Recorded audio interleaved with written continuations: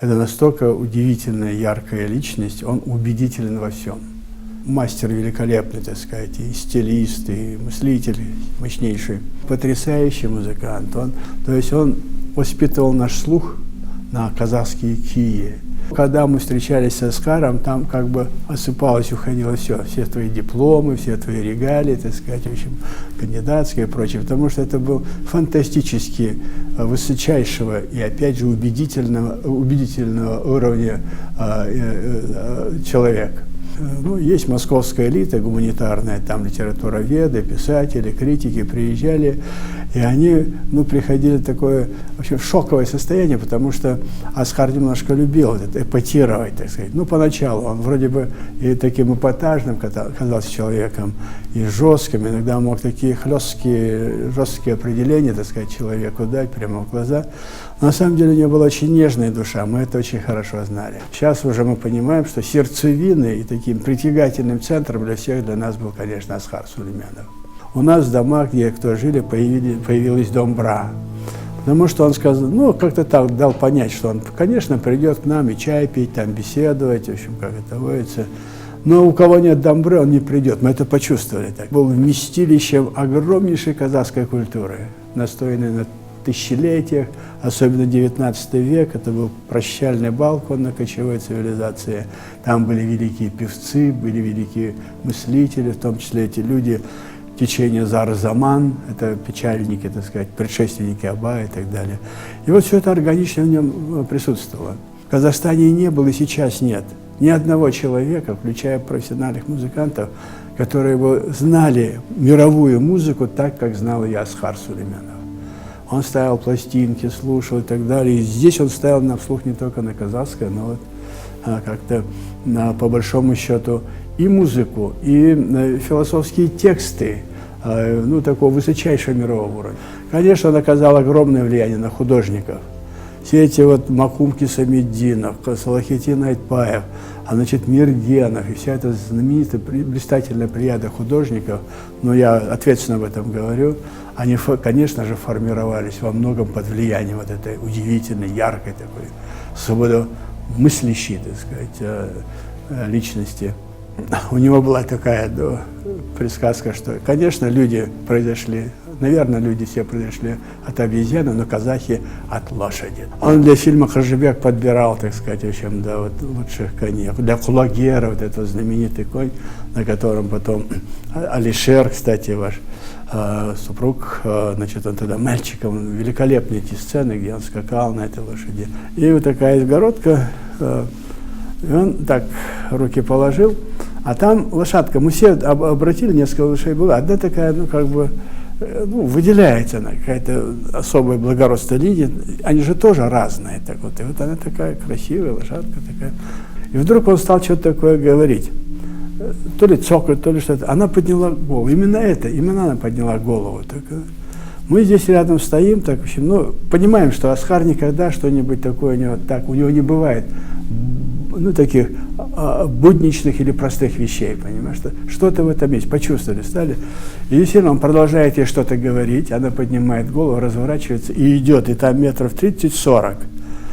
Понимаешь, вот это трудно в это поверить, понимаешь, никогда мы там раньше не были. Это лошадка такая, идет зимний день такой, много света, и она какая-то, извините, одухотворенная, что ли, такой, видно, что, и вот она идет, подходит к этой оградке, где мы все стоим, и она голову кладет ему на плечо.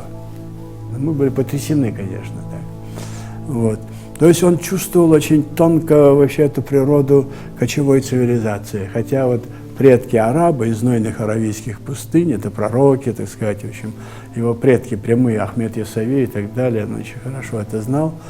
Он делился щедро своими друзьями, их было не так много, точно так же, как он делился щедро именами прекрасных казахских композиторов, там Сугур, это не только кто был на слуху тогда в классике, но генерал Аскаров, Момбеков, такой, в общем, и он как-то и знакомил с их музыкой и так далее, то есть вводил этот свой мир. Он абсолютно ренессансная личность, он очень многогранный, он писатель, он переводчик, причем в литературе очень широкий, переводчик, драматург, автор изумительных рассказов. Когда появились его первые два рассказа, вот «Ақ кемпір», «Қарашал», Ғабит Мусрепов, тогда классик казахской литературы. И у него была изумительная сабля, қайқы-қылыш, слоновая кость, так, в общем, да. Так люди знали, слышали, но это легенда, так сказать, что у Мусрепова есть вот такая.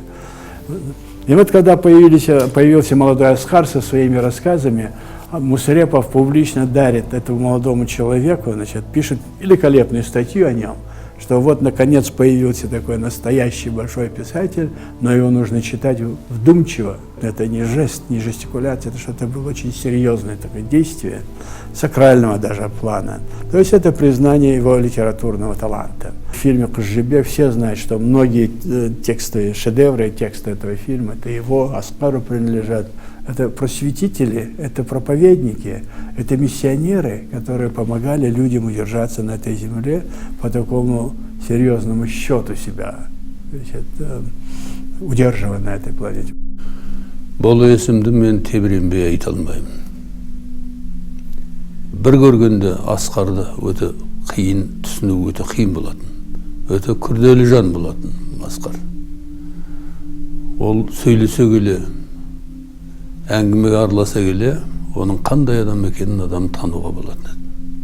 Мен әлгі Теміртасты көбірек айтып жүрген кезім, Теміртас Біржан Қожа ауылының әні, соны тыңдап, кейде толғанып, кейде көзіне жас алып тыңдап отыратын.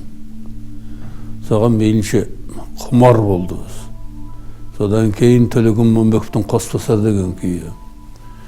Оның бір жағында сол Тәттімбеттің «Қосбасарлары», Көкей кестісі, осыларды тартып, шертір қатысып отыратымыз, неше түрлі әңгімелер кететін ортада.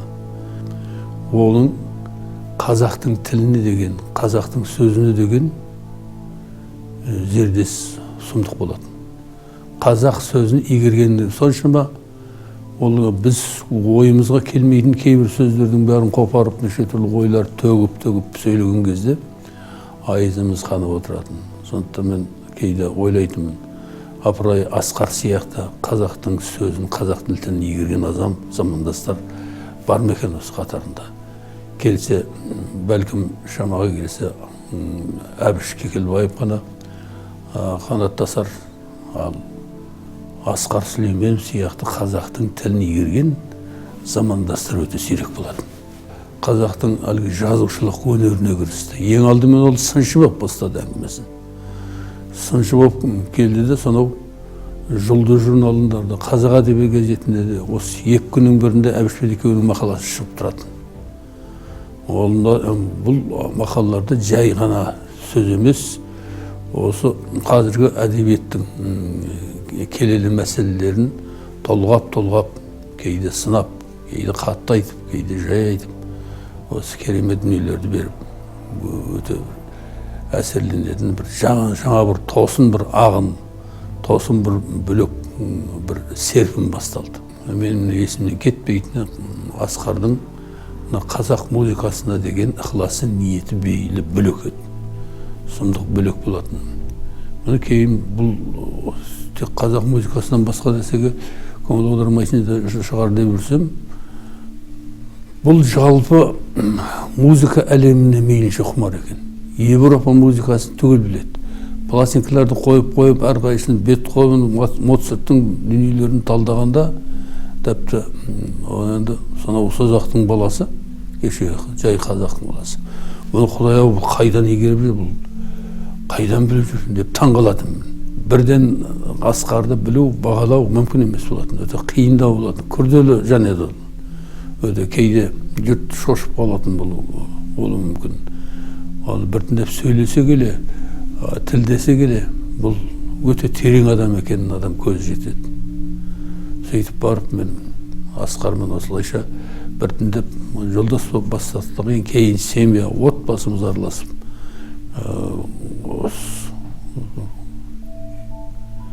қатты араласып кеттік.